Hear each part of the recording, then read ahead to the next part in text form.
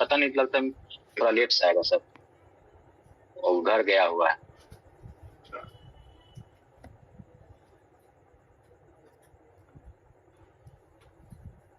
शुरू कर दिया है क्या ये वाला मोशन? हाँ, ऑप्टिकल इंस्ट्रूमेंट ऑप्टिकल इंस्ट्रूमेंट शुरू हो गया।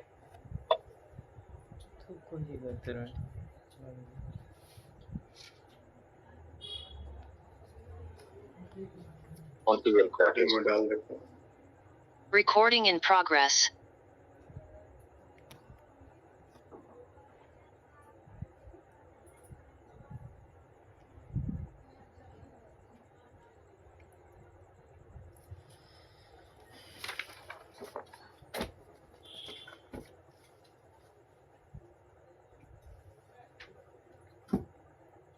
मैग्नीफाइंग पावर पहले हम डिफाइन कर लेते हैं, फिर उसके बाद आगे बढ़ें।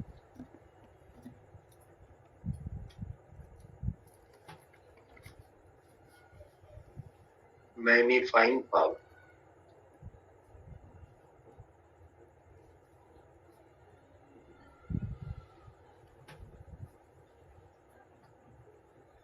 ये जो ऊपर में माइक्रोस्कोप और टेलीस्कोप है, इन दोनों का जानते हो एक्चुअली में काम क्या है? एक्चुअली में काम है विजुअल एंगल को बढ़ाना, दोनों के दोनों, है ना। जैसे कि माइक्रोस्कोप से हम छोटी वस्तु देखते हैं और टेलीस्कोप से दूर की वस्तु देखते हैं। तो जब माइक्रोस्कोप से हम छोटी वस्तु देखते हैं और मेरा जो खुला आंख है, नंगा आंख से जब वो वस्तु नहीं दिखता है, तो हम माइक्रोस्कोप यूज करते हैं। माइक्रोस्कोप क्या करता है? माइक्रोस्कोप उसकी विजुअल एंगल को बढ़ा देता है, और जितना ज्यादा विजुअल एंगल होगा उतना वो हमको बड़ा दिखेगा।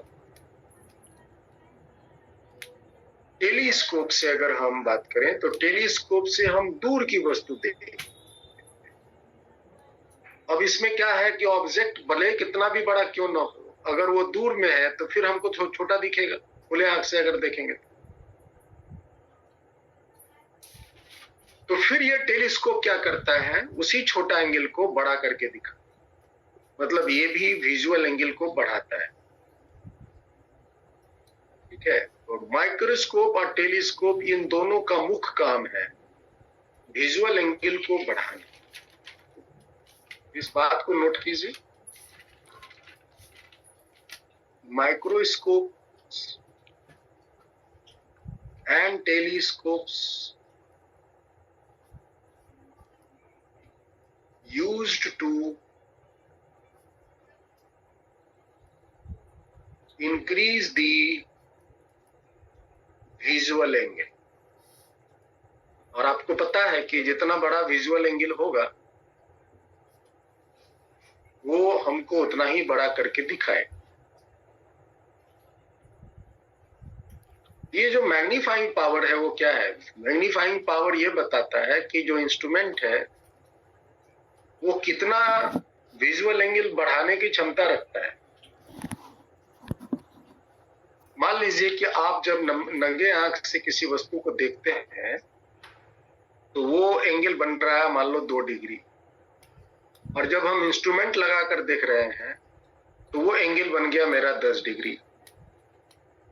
तो इंस्ट्रूमेंट आपके visual angle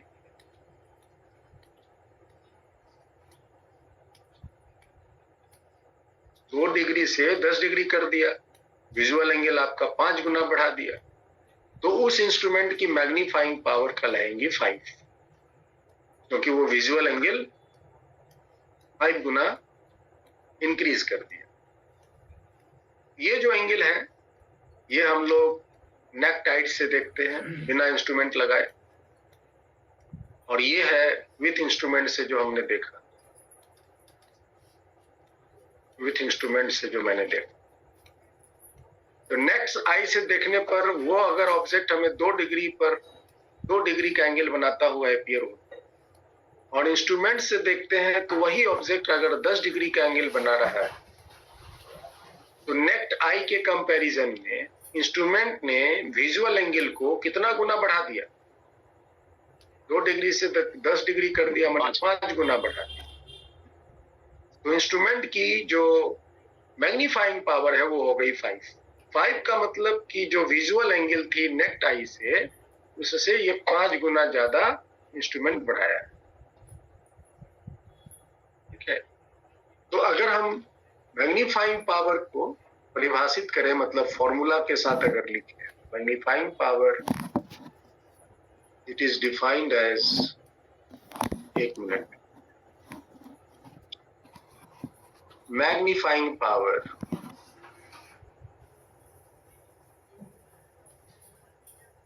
of an instrument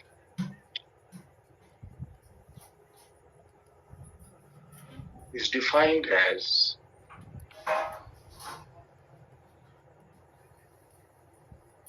the ratio of visual angle with instrument, instrument से जो हम विजुअल एंगल बनाकर देखते हैं, with instrument to the visual angle without instrument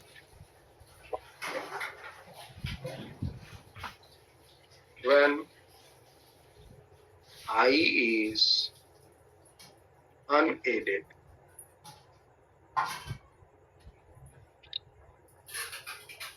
Eye is unaided.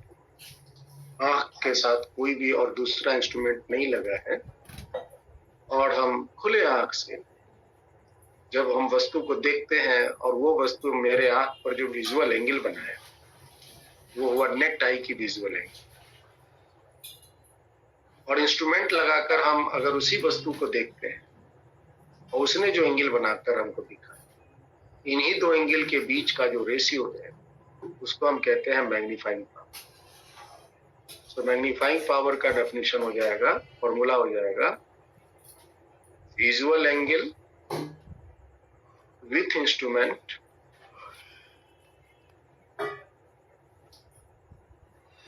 है ना। इस पे हम अगर मान लेते हैं कोई theta divided by visual angle without instrument,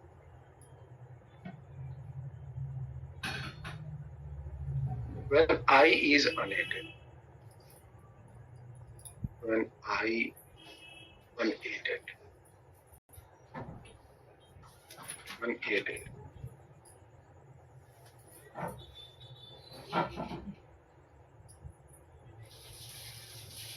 और इस एंगल को हम थीटा नॉट नाम दें।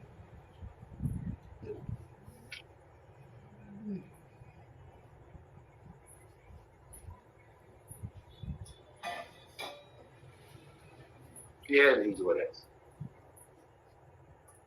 इंस्ट्रूमेंट से जो एंगल बना और बिना इंस्ट्रूमेंट के खुले आंख से जो एंगल बना, इसी को आप अगर डिवाइड कर दोगे तो आपको इंस्ट्रूमेंट की मैग्नीफाइंग पावर। और इंस्ट्रूमेंट का एक और काम है, इंस्ट्रूमेंट का एक तो ये काम है कि मैग्नीफाइंग करना, मतलब छोटी चीजों को बड़ा करना, और दूसरा है रिजॉल्व करना। रिजॉल्व करना मतलब दो नजदीक की वस्तु को अलग अलग करके दिखाना। पानी ला दो थोड़ा। जैसे मान लीजिए कि आप कोई वस्तु को देख रहे हैं, बहुत छोटा छोटा है ना, छोटे छोटे सेल्स को देख रहे हैं, तो सेल्स तो बहुत करीब करीब होते हैं। तो एक तो इंस्ट्रूमेंट से हम इसको बड़ा करके देखते हैं, और साथ ही साथ इस दोनों को हम फर्क करके भी देखते हैं। तो बड़ा करके देखने की जो क्षमता है वो इंस्ट्रूमेंट के मैग्नीफाइंग पावर से मापा जाएगा, और इसको फर्क फर्क करके देखने की जो क्षमता है, एक ऑब्जेक्ट ए हुआ, एक ऑब्जेक्ट बी हुआ, साफ साफ अलग अलग दिखने लग जाएगा, है ना। तो इसको हम बोलते हैं रिजॉल्विंग पावर। रिजॉल्व करके वो दिखाता है, ये इंस्ट्रूमेंट की एक दूसरी ताकत हुई, that is called resolving power. ठीक है, तो ये है। क्या खा रहे हो मोहित? दूध पी रहे हो? पानी पी रहे थे सर। कटोरिये से पी लेते हो? हाँ, गिलास से पिया करो। नहीं गिलास कभी कभी धोया नहीं रहता है ना, तो कटोरी से पी लेते हैं। चलो ठीक है, तो ये मैग्नीफाइंग पावर। तो ये अगर मान लो कि पॉजिटिव का मतलब होता है कि इफ ये पॉजिटिव आएगा तब जब final image is erect with respect to original object। अगर ओरिजिनल ऑब्जेक्ट के रेस्पेक्ट में फाइनल इमेज अगर सीधा है तो मैग्नीफाइंग पावर पॉजिटिव लेंगे, या अगर पॉजिटिव आया तो हम कहेंगे कि फाइनल इमेज सीधा है। और अगर ये निगेटिव आया इसका मतलब कि फाइनल इमेज इज इन्वर्टेड, उल्टा है with respect to original object। यही है मैग्नीफाइंग।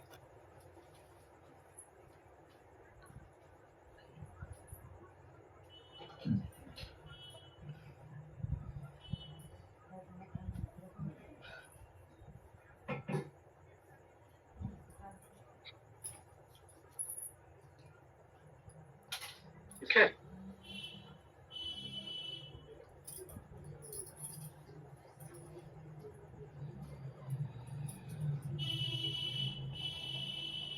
एक दूसरा है, इसी को यही हम डिस्कस कर देते हैं, limit of resolution.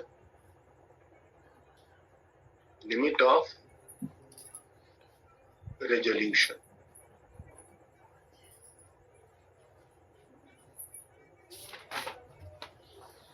Limit of resolution, इसको डेल्टा एक्स नाम दे दो तो सिंबल से भी पकड़ पाओगे। ये क्या होता है? It is the minimum separation, is the minimum separation between two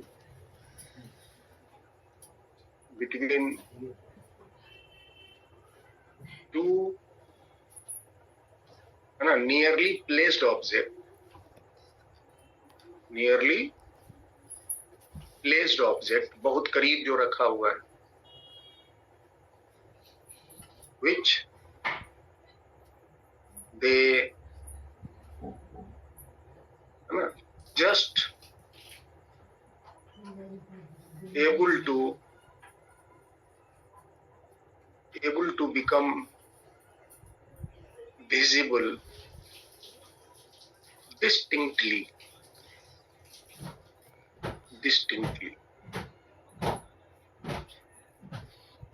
able to become visible distinctly। कितनी मिनिमम दूरी पर वो रखा जाए, या फिर कितनी मिनिमम दूरी हो कि हमको वो दोनों अलग अलग दिखने लगे, उसको हम लोग कहते हैं रिजॉल्विंग लिमिट। उसको कहते हैं रिजॉल्विंग लिमिट।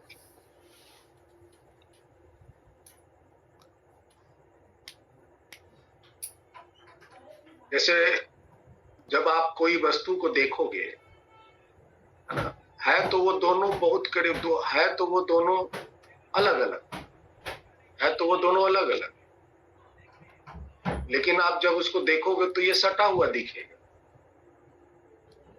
है ना। और ये नॉर्मली हम लोग देखते भी रहते हैं। अगर आप किसी भी ठोस सब्सटेंस को देखो, कोई भी ठोस सब्सटेंस को देखो, तो हर एक जो उसके एटम्स हैं वो सटे सटे दिख रहे हैं। अगर आप इस पेन को देखो तो पेन के हर एक एटम सटे सटे दिख रहा है ना प्रिंस। ये जो मेरा पेन है, उस पेन में जितने सरफेस पे एटम है सब सटा सटा दिख रहा है। Yes sir. क्या एक्चुअली में सारे एटम एग्जैक्टली सटे हुए हैं? No sir. नहीं है ना, दोनों अलग अलग है, अलग अलग। सब एटम के बीच में एक फोर्स लग रहा है, आपस में बंधे हुए हैं, लेकिन हर एक के बीच में थोड़ी थोड़ी गैप है, परंतु वो गैप नहीं दिख रहा। क्यों? वो इतना कम है कि हम उसको डिस्टिंक्ट, है ना, डिस्टिंक्टली उसको विजिबल नहीं कर पा रहे, अलग अलग नहीं देख पा रहे। जब हम अलग अलग नहीं देख पाएंगे तो दोनों एक दूसरे के ऊपर चढ़ा हुआ रहे, यस सर। दोनों सटा हुआ रहे। तो वो मिनिमम क्या दूरी हो कि हम उसको अलग अलग देख सकें, इसी को बोलते हैं रिजॉल्विंग। और इंस्ट्रूमेंट की जो ताकत होती है वो कहलाता है resolving power. Resolving power.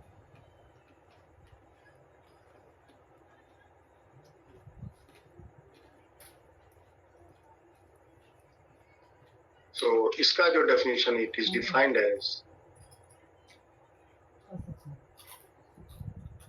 the reciprocal of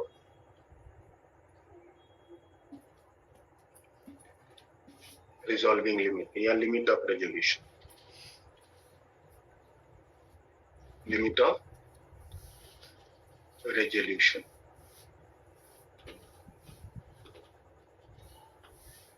1/Δx।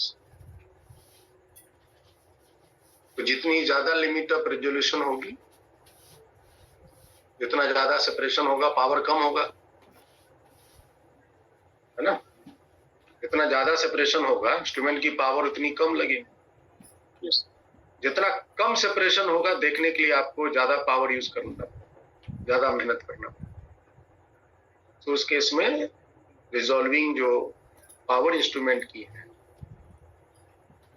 वो ज्यादा, जितना कम दूरी दोनों के बीच हो। ये जो है दो फैक्टर्स हैं, एक है मैग्नीफाइंग पावर और दूसरा है रिजॉल्विंग पावर। यही हम दो चीजें निकालते हैं इंस्ट्रूमेंट के साथ कैलकुलेशन करते हैं। तो आइए मेन चीज ये है मैग्नीफाइंग पावर देखने लायक पहले बनाते हैं। तो let me discuss one by one. तो पहले हम माइक्रोस्कोप्स के सिंपल माइक्रोस्कोप डिस्कस करें। तो first of all start from simple microscope.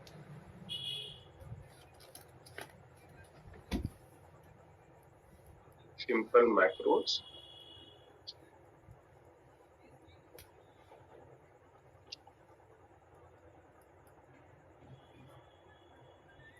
इसको हम लोग मैग्नीफाइंग ग्लास भी कहते हैं। It is also called,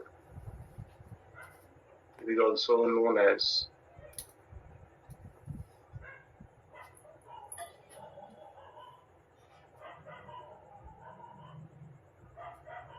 magnifying glass.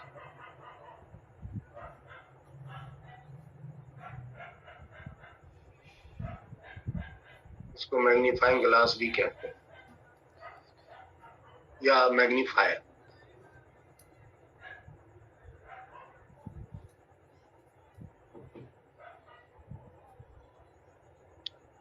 इसमें कुछ नहीं, it consists a single converging lens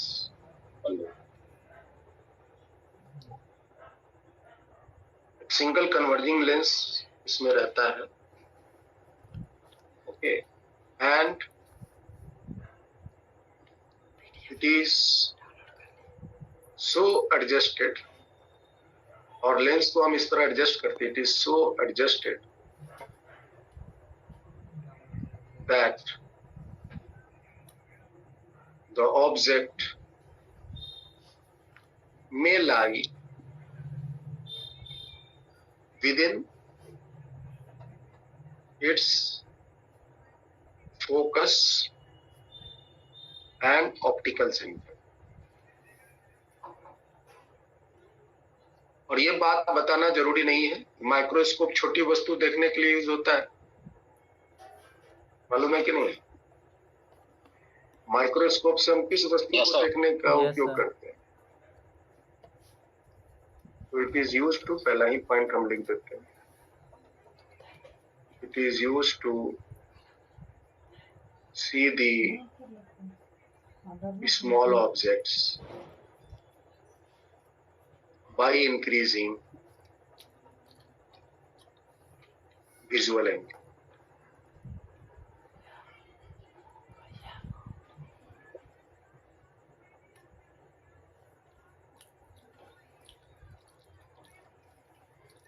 इससे हम छोटी वस्तु देखने का उपयोग करते हैं और छोटी वस्तु देखने के क्रम में हम ये सिंपल माइक्रोस्कोप से उसकी विजुअल एंगल बढ़ा करके उसको देखते हैं, मतलब मैग्नीफाइंग पावर बढ़ा के देखते हैं।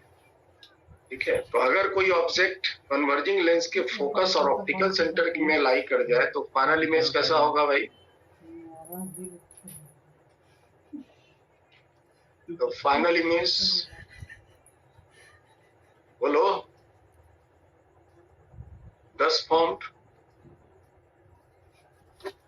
will be erect, will be virtual तो होना ही है, erect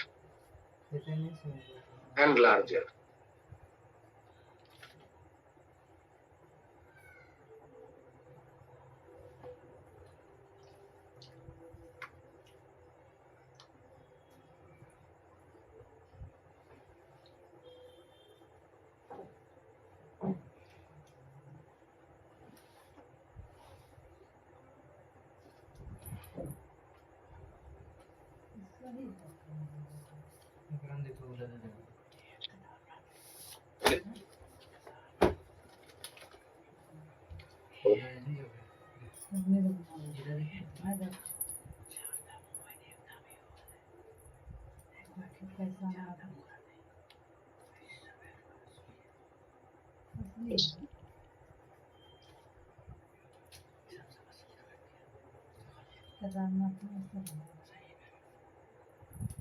सेट को कहाँ रखना इस केस में मजबूरी है?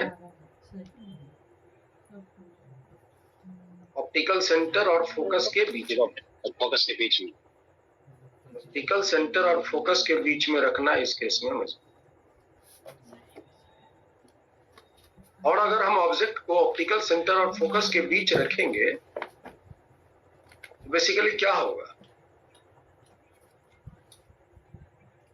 इमेज वर्चुअल बनेगा, वर्चुअल बड़ा बनेगा, बनेगा और बड़ा बनेगा। यही बड़ा बनना इम्पोर्टेंट, बड़ा बनेगा, ये बड़ा बनना इम्पोर्टेंट। चलिए हम इसका एक रे डायग्राम ड्रॉ करते हैं ताकि आपको इसका साफ स्थिति दिखे। ये हम लोगों का एक कन्वर्जिंग लेंस है।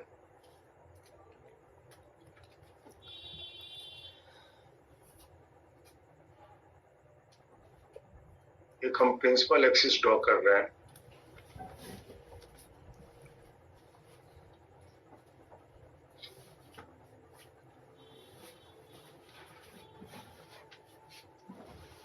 प्रिंसिपल एक्सिस है।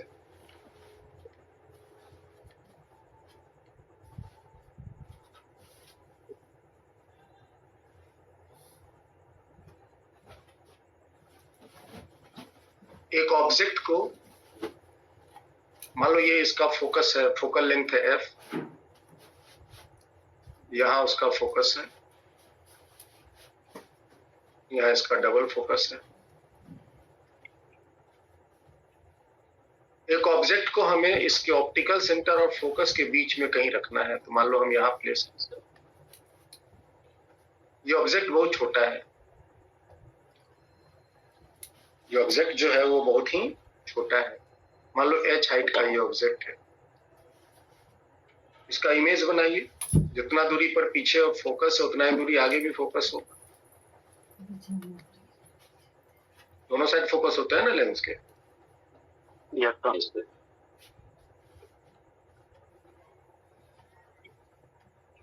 तो एक ऑब्जेक्ट हम यहां दिखा रहे हैं,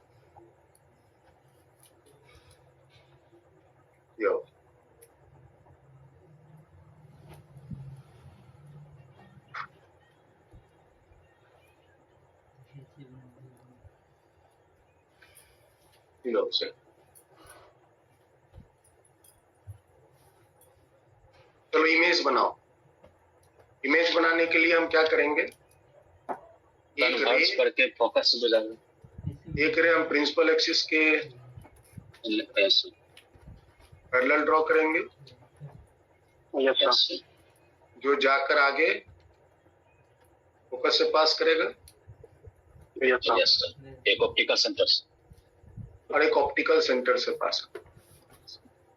यस एक ऑप्टिकल सेंटर से पास करा। क्या लग रहा है, ये दोनों के दोनों रे आगे जाके कभी मिलने वाले हैं? नहीं सर। आगे तो कभी मिलने वाले हैं नहीं। लेकिन अगर हम इसको बैक प्रोड्यूस करेंगे, मिल गए। अगर हम इसको बैक प्रोड्यूस करेंगे तो कहीं पीछे वो मिलते हुए प्रतीत होंगे। यहां पे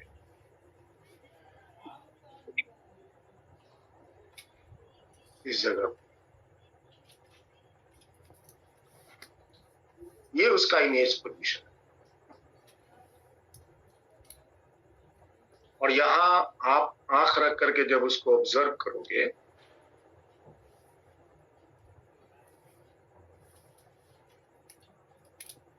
है ना, आंख को हम लेंस के काफी करीब रख करके ऑब्जर्व करते हैं।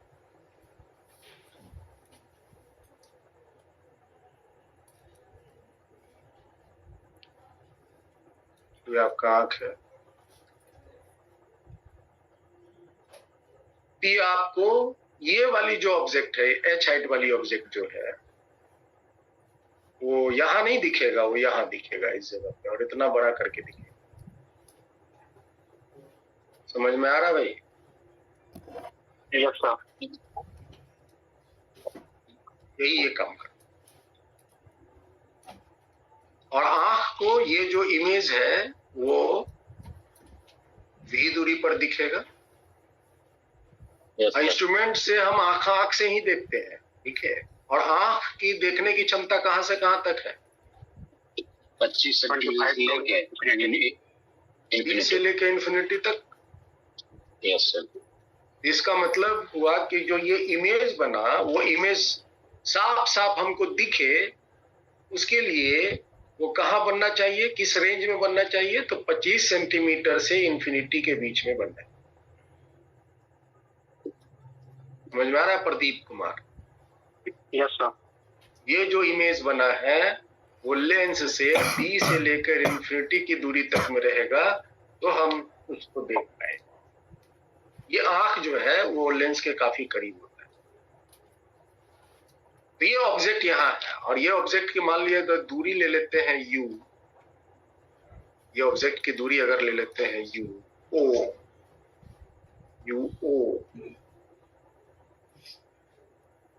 तो ये UO जो ऑब्जेक्ट की डिस्टेंस है, वो उसकी रेंज कहां से कहां तक है? वो है फोकस से ऑप्टिकल सेंटर के बीच में, है ना। तो UO कहां से कहां तक लाई करेगा? वो लाई करेगा फोकस से लेके ऑप्टिकल सेंटर के बीच। मतलब UO का मैक्सिमम वैल्यू क्या है? मैक्सिमम वैल्यू फोकस के बराबर, फोकस लेंथ के बराबर। ठीक। अब देखो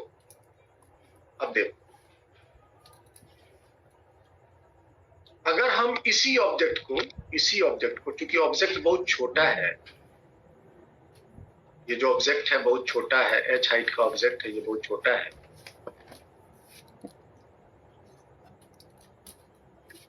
ठीक है। और इसको हम बिना किसी इंस्ट्रूमेंट के नंगे आंख से उसको देखते, व्हेन आई इज अनएडेड, अगर हम उसको देखते, तो छोटे ऑब्जेक्ट को देखने के लिए हम ऑब्जेक्ट को कहां रखते हैं? सबसे नजदीक। Yes sir. और सबसे नजदीक हम कितना रख सकते हैं? D। और उस केस में ये आंख पर जो एंगल बनाएगा वो एंगल यही वाला होगा। ये हुआ विजुअल एंगल विदाउट इंस्ट्रूमेंट। ये हुआ विजुअल एंगल विदाउट इंस्ट्रूमेंट। हम मैक्सिमम इतना एंगल बना करके नंगे आंख से इस ऑब्जेक्ट को देख सकते हैं। और जब हम इसी ऑब्जेक्ट को ये इंस्ट्रूमेंट लगाकर देख रहे हैं, मतलब लेंस से देख रहे हैं, वो हमको ये वाली एंगल बनाकर दिखा रहा है। देख रहा है ना, यही ना फोकस है। ये जो आंख पर रे आ रहा है, इस हाइट को दिखा रहा है, ये आंख पर यही ना एंगल बना रहा है, ठीक, ये एंगल थीटा बना रहा है, वही एंगल थीटा बना। ये हुआ थीटा, ये जो थीटा है ये हुआ थीटा, विजुअल एंगल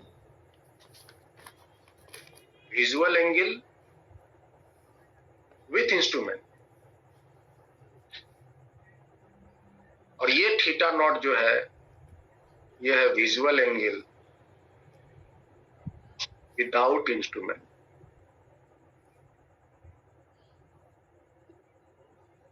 अब आप दोनों थीटा का मान पता कर दो, तो हम दोनों को भाग दे देंगे, हमको मैग्नीफाइंग पावर निकल जाएगा।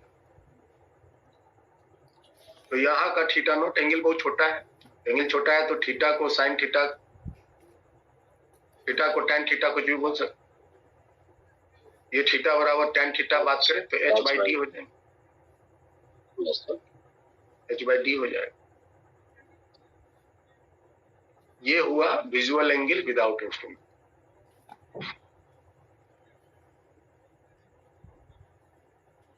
और यहाँ इस डायग्राम से थीटा का मान बताइए, h dash, h dash by v बोलेंगे ना, या h बाई यू नॉट बोलो, h by you not, object distance दोनों बोल सकते हैं ना, h डैश बाई v, क्योंकि v वेरिएबल है, बाकी u भी वेरिएबल है, तो हम इसी को यूज कर रहे हैं। ये हुआ angle with instrument,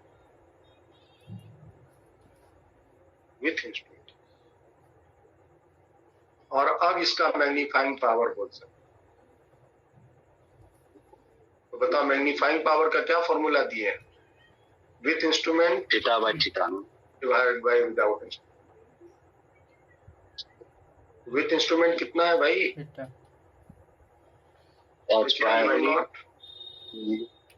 theta naught है h/d, h और h कैंसिल, और फाइनल इमेज तो ऑब्जेक्ट के रेस्पेक्ट में सीधा ही बना है, हम यहाँ प्लस ले लेंगे। सो मैग्नीफाइंग पावर इसका जो आया वो आया d बटा में d by u। This is the main formula.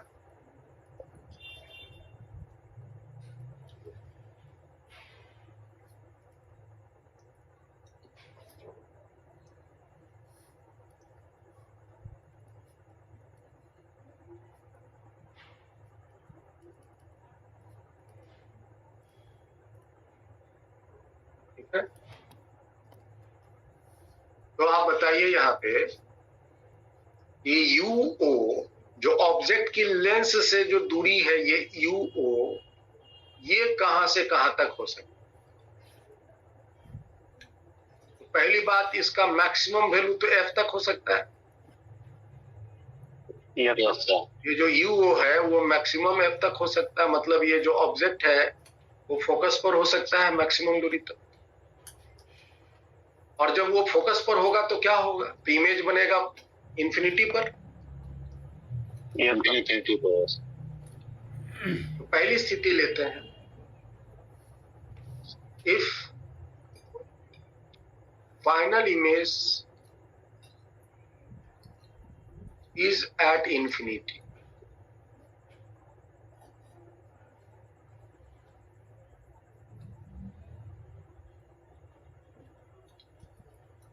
ये जो इमेज बन रहा है वो कहां से कहां तक बनना चाहिए, D से लेकर इंफिनिटी। अभी हम फाइनल इमेज को इंफिनिटी पर लिए, तो फाइनल इमेज इंफिनिटी पर तब बनेगा ना जब ऑब्जेक्ट फोकस पर होगा। तो इस केस में UO बराबर होगा मैक्सिमम, UO का मान मैक्सिमम होगा, और वो बराबर लेंस के फोकल लेंथ के बराबर। तब उस केस में V का मान जो है वो इंफिनिटी होगी, और मैग्नीफाइंग पावर के वैल्यू मिनिमम हो। क्योंकि आप यू नॉट का मैक्सिमम रखने वाले हो तो जो भागफल आएगा वो छोटा ही ना आएगा, D/F।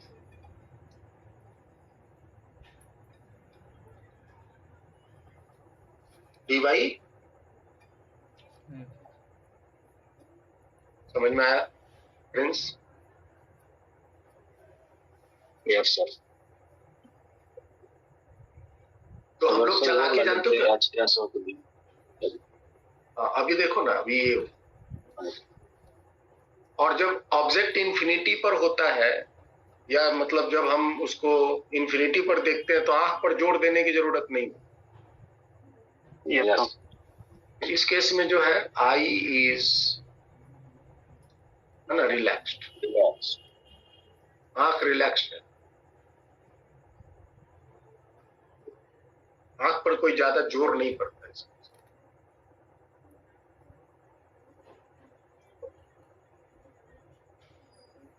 हम इसको जो है, हम ये जो रिजल्ट अभी लिखे हैं, इस चीज को आप लेंस फॉर्मूला से भी ला सकते हैं। इसको आप लेंस फॉर्मूला से भी ला सकते हैं। चलो लेंस फॉर्मूला बताओ तो। 1/b माइनस 1/u बराबर 1/f। तो v का मान कहाँ रखेंगे? इंफिनिटी। u का मान हो गया माइनस u नॉट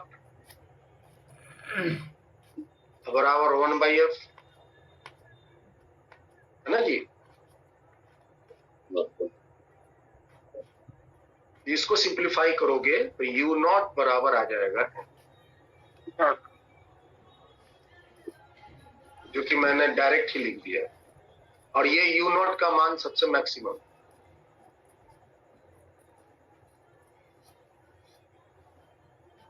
तो सुनो ध्यान से और समझो इस बात को कि हम चालाकी फिर क्या करते हैं सिंपल माइक्रोस्कोप इस्तेमाल करने के क्रम में, कि जो लेंस यूज करते हैं उसकी फोकल लेंथ जितना हम कम रखेंगे, कि फोकल लेंथ जितना हम कम रखें उतना मैग्नीफाइंग पावर हमें ज्यादा मिलेगा। हाजी, हम इसका फोकल लेंथ जितना छोटा रखेंगे उसका मैग्नीफाइंग पावर उतना ही ज्यादा मिलेगा, क्योंकि डी तो 25 सेंटीमीटर फिक्स है। Least distance of distinct vision D का जो वैल्यू है वो तो 25 सेंटीमीटर। Yes sir. और अगर मान लो एफ का मान हम ले लेते हैं 5 सेंटीमीटर, जो इसका फोकल लेंथ है 5 सेंटीमीटर, तो मैग्नीफाइंग पावर क्या होगी? तो इसका मतलब जो इमेज है वो हमें 5 गुना बन के दिख रहा है, नंगे आंख से जो देखते हैं उससे 5 गुना बना के दिख रहा है। और अगर मान लो फोकल लेंथ 1 सेंटीमीटर लेंगे तब क्या होगा? 25 टाइम्स। तो मैग्नीफाइंग पावर 25 टाइम्स हो गया। तो जितना कम आप फोकल लेंथ रखेंगे उसकी मैग्नीफाइंग पावर उतनी ही ज्यादा। दूसरा स्थिति लेते हैं कि जब फाइनल इमेज आपके बन रहे हैं वो डी पर, जब फाइनल इमेज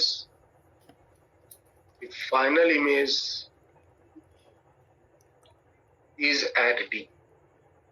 इसके लिए आप याद रखिएगा, फाइनल इमेज डी पर बन रहा है, इसका जो रिजल्ट आएगा याद रखना, तो आपके लिए काम आसान हो जाएगा। ये जो इमेज बन रहा है, ये वाला इमेज जो आंख देख रहा है वो आंख से सबसे नजदीक डी दूरी पर बन रहा है। मतलब इस केस में जो v का मान है वो बराबर है -d, जो v का मान है वो -d। तो इससे केस में ऑब्जेक्ट की डिस्टेंस क्या होनी चाहिए ये हमको निकालना है, u नॉट, और फोकल लेंथ तो आपको पता है +f।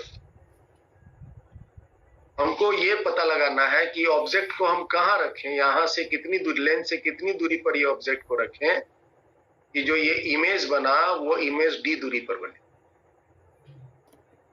समझ में आया? हाँ जी। अभी हम क्या जानना चाहते हैं? अभी हम ये जानना चाहते हैं कि ये जो ऑब्जेक्ट है वो लेंस से हम कितनी दूरी पे रखें ताकि जो ये इमेज बना है वो d दूरी पर बने, यहां से लेंस से d दूरी पर बने। मतलब कि अभी अभी जो हमने ये जो सवाल सॉल्व किया, ये जो सिचुएशन सॉल्व किया, उस केस में ऑब्जेक्ट कहाँ पे है? फोकस पर। फोकस पर है। तो समझो यहाँ घटना क्या घट रही। अच्छा तो अगर आप लेंस फार्मूला निकाल ऑब्जेक्ट प्लेस करके फोकस पर कर दिया जाए, ये इमेज चला जाएगा ना इन्फिनिटी पे। Yes sir.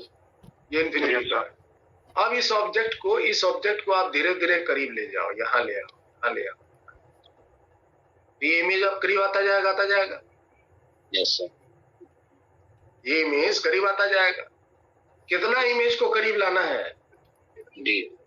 इतनी दूरी तक लाने के लिए आपको ये ऑब्जेक्ट को कहाँ रखना चाहिए, कितनी दूरी तक वो शिफ्ट करेगा, और फिर उस पोजीशन से और फिर पीछे और नहीं कर सकते इस ऑब्जेक्ट को, क्योंकि जब और पीछे करेंगे तो इमेज डी से पहले ही बन जाएगा। डी से पहले ही बन जाएगा तो फिर वो नहीं दिखेगा।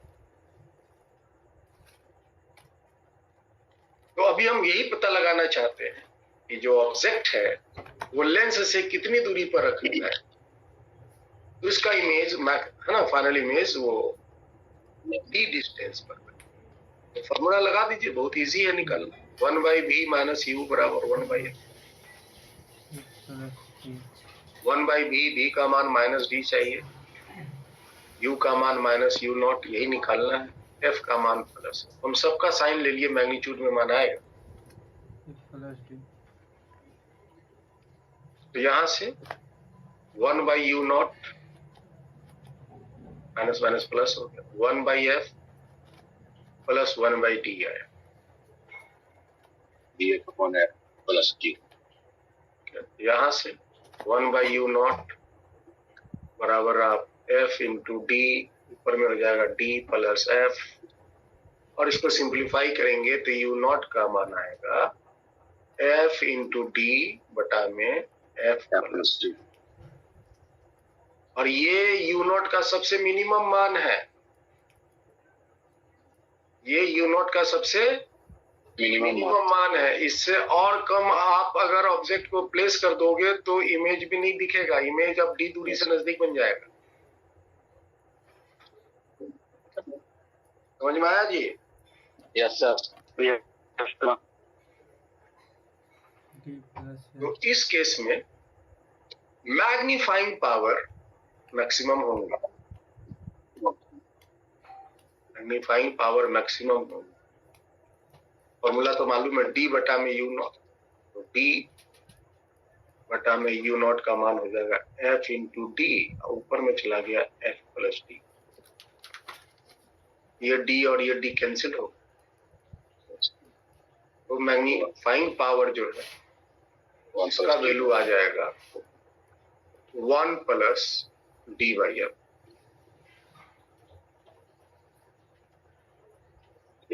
और इस केस में आंख को काफी ज्यादा जोर देना पड़ेगा। Most I state will be most, I will most। आंख जो है वो मोस्ट स्ट्रेन, काफी आंख पर जोर देना पड़ेगा, तभी हम नजदीक वाले वस्तु को बिना साफ देखने का प्रयास करें।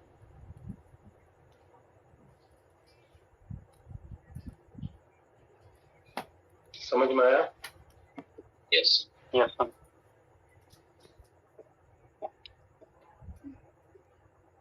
तो ऑब्जेक्ट को कहां से कहां तक रखना पड़ेगा ताकि हम इमेज को स्पष्ट देख पाए? चलिए, पहली बात हम इस बात के लिए नोट करें, जो हमें सिंपल माइक्रोस्कोप से चीजें मिली हैं उसको अगर हम पता करें, तो ऑब्जेक्ट तो ऑप्टिकल सेंटर और फोकस के बीच होना चाहिए। बात तो हुआ, जनरल बात हुआ, है ना। Object should placed from u minimum DFE DF बटा में D plus L 2U maximum जो कि फोकल लेंथ के बराबर।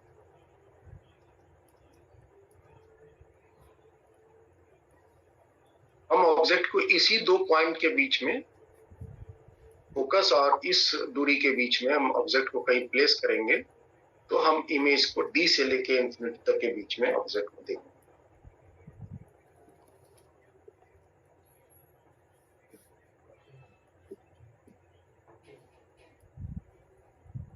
दूसरा जो पॉइंट है टू गेट है ना larger magnifying power, larger MP, the focal length of lens should be small. जो लेंस की फोकल लेंथ है वो क्या होनी चाहिए, पता होना चाहिए ना।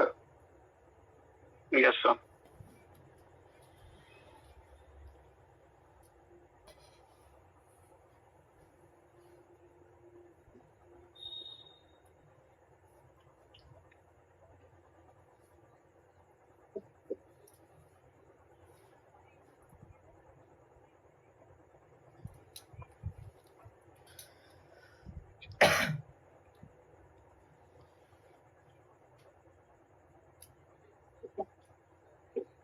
अगर हम आपसे पूछें कि एक रेड कलर का लाइट है, एक वायलेट कलर का लाइट, इन दोनों लाइट में से किस लाइट से इमेज देखना, साफ इमेज देखना आसान है?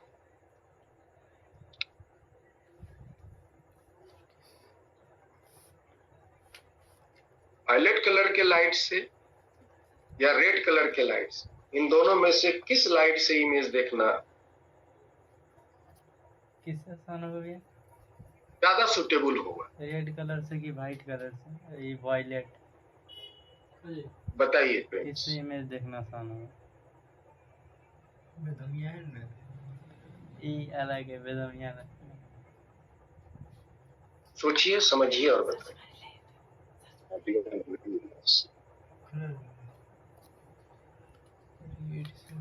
रेड का कितना होता है एंगल? रेड का एंगल कितना होता है?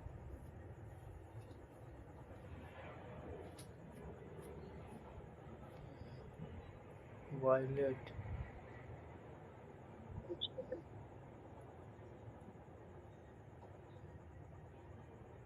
वायलेट का सबसे ज़्यादा डेविएशन होता है तो एंगल भी उसका सबसे ज़्यादा होता होगा ना?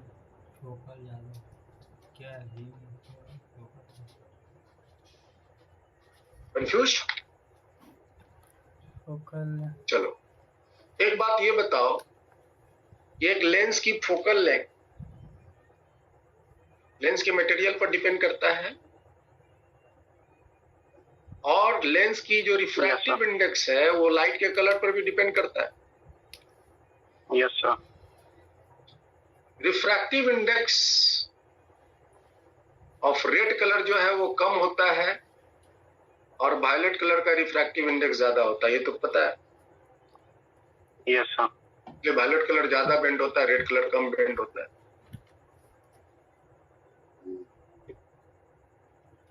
और फोकल लेंथ जो है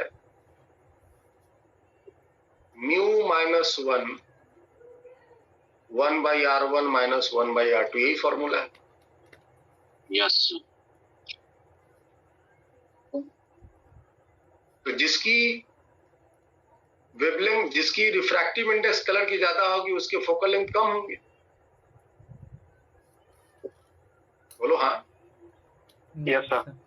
तो यहाँ पर फोकल लेंथ की बात करो तो रेड की जो फोकल लेंथ होंगी वो ज्यादा होंगी और वायलेट कलर के केस में फोकल लेंथ जो होंगी वो कम होंगी। Yes sir. रेसिप्रोकल है ना ये? Yes sir. Yes sir. और जिसका फोकल लेंथ कम होगा मैग्नीफाइंग पावर ज्यादा होगा। यस सर, तो वायलेट में ज्यादा बढ़िया थी। Yes sir. ये बताया ना, फोकल लेंथ जिसका कम होगा, लेंस का फोकल लेंथ अगर स्मॉल होगा तो मैग्नीफाइंग पावर ज्यादा होगा। तो बताइए रेड कलर और वायलेट कलर किस केस में मैग्नीफाइंग पावर ज्यादा हो? वायलेट का। कलर में वायलेट कलर का मैग्नीफाइंग ज्यादा होगा, मतलब वायलेट कलर से इमेज को बड़ा बनने की टेंडेंसी ज्यादा होगी रेड कलर के कंपैरिजन। समझ में आया? Yes sir. Yes sir. Larger the wavelength, हम इसी बात को लिख दे रहे हैं। Larger the wavelength,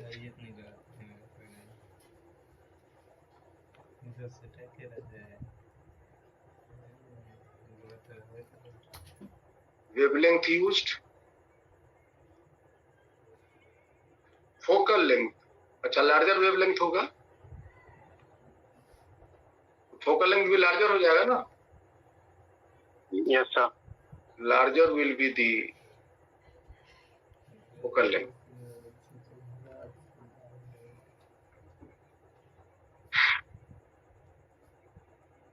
And hence smaller will be the magnifying power.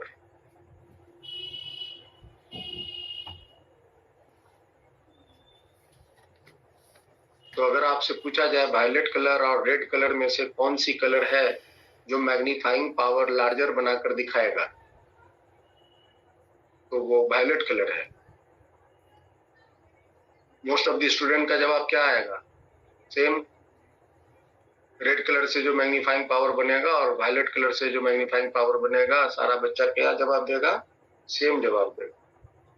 लेकिन दोनों के लिए अलग अलग होगा ना, तो मैग्नीफाइंग पावर की तुलना ही कर दें। तो रेड कलर की मैग्नीफाइंग पावर क्या होंगी? कम होगा। रेड कलर की मैग्नीफाइंग पावर कम सबसे होगी। कम होगा।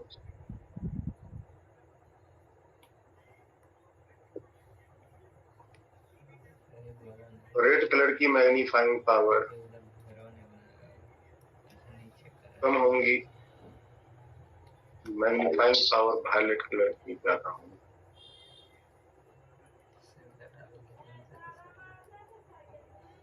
ठीक है जी। यस ये 3 बातें हैं जो समझ में आ रहा है, और 2 बातें जो लास्ट वाली हैं, ये दोनों इंपॉर्टेंट हैं सिंपल माइक्रोस्कोप में। फॉर्मूला एक यहीं पर डाल देते हैं, डी।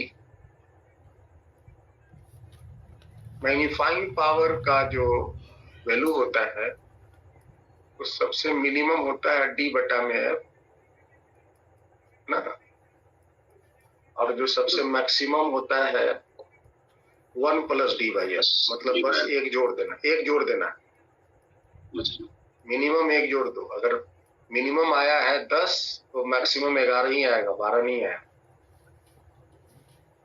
समझ में आ रहा है प्रदीप कुमार? Yes sir. और सबसे इंपॉर्टेंट बात यहाँ ये कि जो सिंपल माइक्रोस्कोप है, सिंपल माइक्रोस्कोप या इसको मैग्नीफायर जो हम कहे हैं, है ना, is essential part for other optical instrument,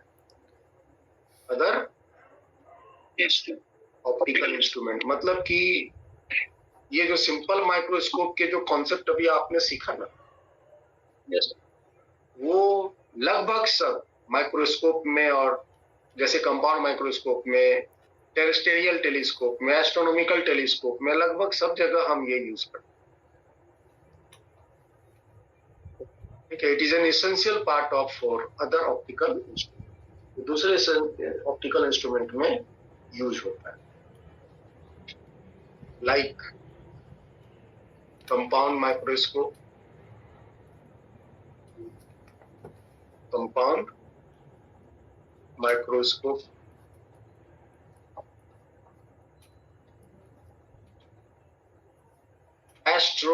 cylindrical telescope,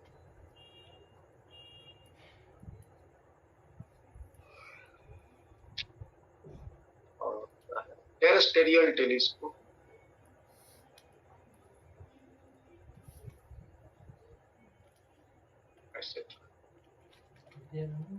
फिर हम इसको यूज करते हैं।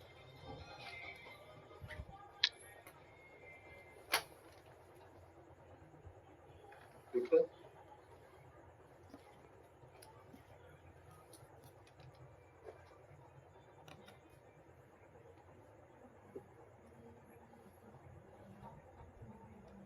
इससे हमें दो नजदीक की वस्तु को देखने में ज्यादा मदद नहीं मिलता। जो ऑब्जेक्ट के बीच की दूरी है नजदीक नजदीक में, वो वही है। थोड़ा बड़ा कर दिया तो फर्क हो गया बीच की दूरी को, है ना, बीच की दूरी भी तो बड़ा कर देगा ना, यस सर। तो वो हमें स्पष्ट हो जाता है। तो आज हम लोग यहीं तक रखेंगे। आज हम लोग